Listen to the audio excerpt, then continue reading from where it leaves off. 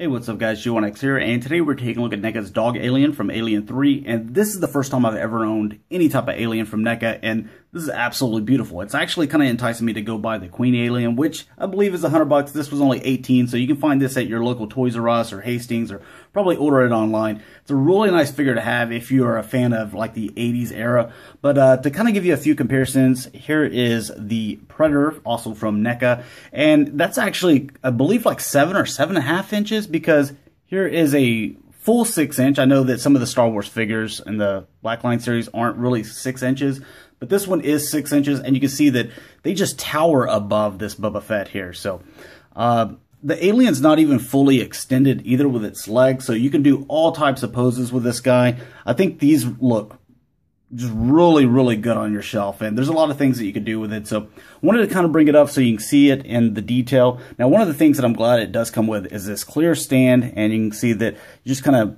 angle that however you need to. I guess if you could, use it for, I'm using it for the tail to kind of hold that section. I guess you could use it for maybe the neck or some other part of it, but this seems to work out pretty fine, and I like this pose. Pretty intimidating, especially on the shelf. It's got this huge tail that has a lot of articulation as well, and I just want to kind of show off some of that detail.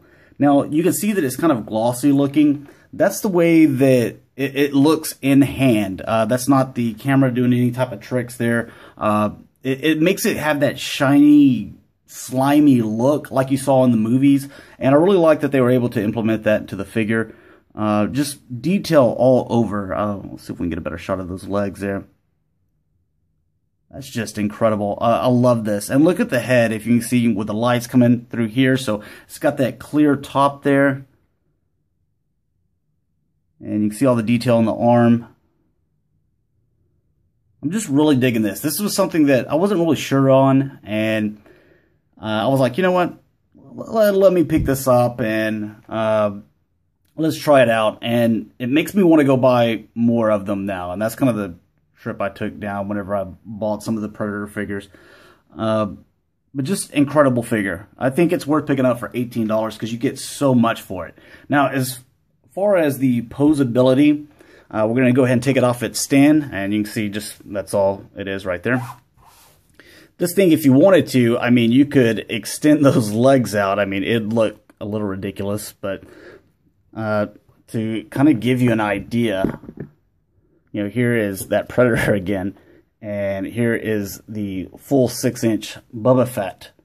So that's pretty tall. Excuse me.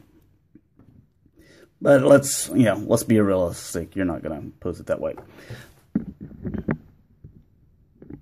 Alright, so starting off as far as articulation, the tail, it does rotate here, and you can actually bend this. So as you can see, if you wanted to have it straight out like that, or bend it over to the side, or kind of like I did, have, kind of like a little scorpion.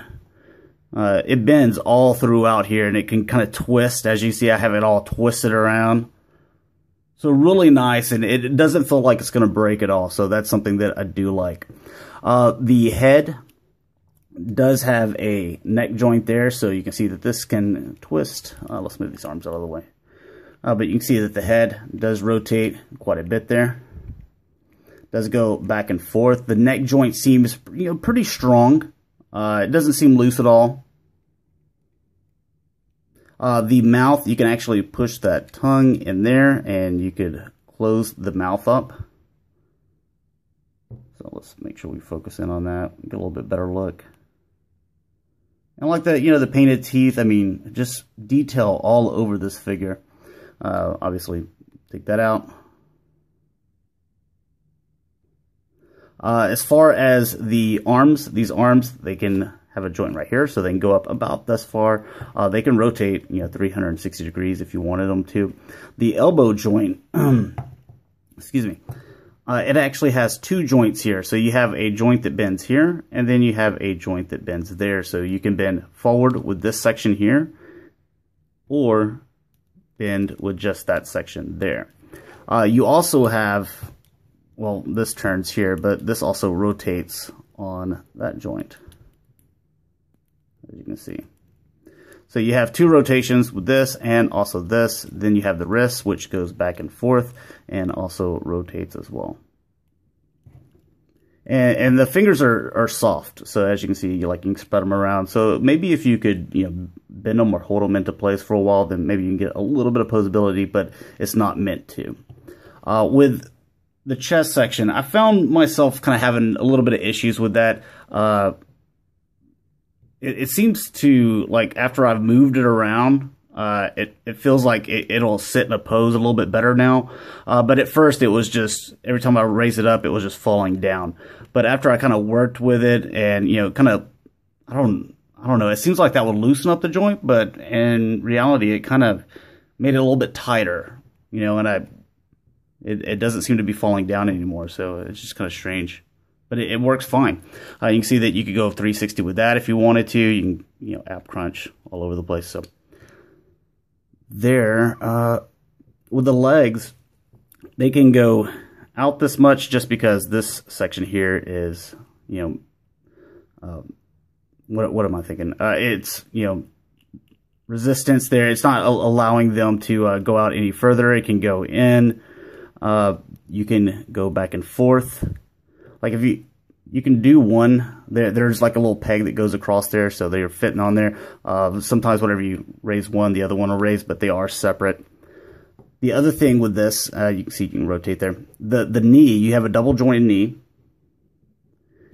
So you can go all the way back just like so. This also, was it down here? No, it's down here. This goes back and forth, and this also rotates.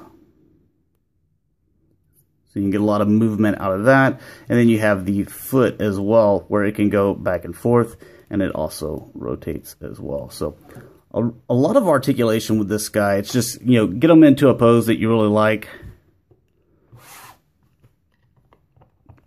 And he's got these little weird shoes, and he's got holes at the bottom. So I'm not exactly 100% sure what that's for, but